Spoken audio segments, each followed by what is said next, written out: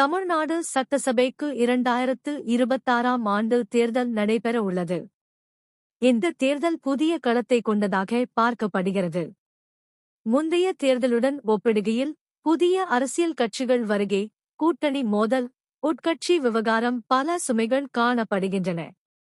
அவை 2026 தேர்தலில் பெரும் தாக்கத்தை ஏற்படுத்தும் என கூறப்படுகிறது. இதற்கிடையே தவேக தலைவர் விஜய் வருகை திமுகவுக்கு நெருக்கடியாக இருக்க வாய்ப்பு இருப்பதாக சொல்லப்படுகிறது. அதே சமயம் அதிமுகவுக்கும் தவேகவுக்கும் தான் 2வது இடத்திற்கான போட்டி நிலவுவதாக கூறப்படுகிறது.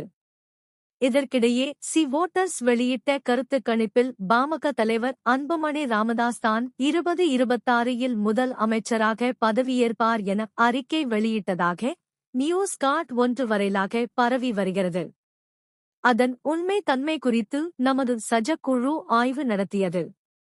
அந்த ஆய்வில் உண்மை கண்டுபிடிக்கப்பட்டுள்ளது. சரிபார்ப்பு முறை. சமூக வலைத்தளங்களில் அன்புமணி ராமதாஸ் தான் அடுத்த முதல்வர் ஆகஸ்ட் வாய்ப்பு இருப்பதாக பரவும் நியூஸ் கார்டை கூகுள் லென்ஸில் ஆய்வு செய்தோம். ஆனால் அது தொடர்பாக எந்த தகவலும் கிடைக்கவில்லை.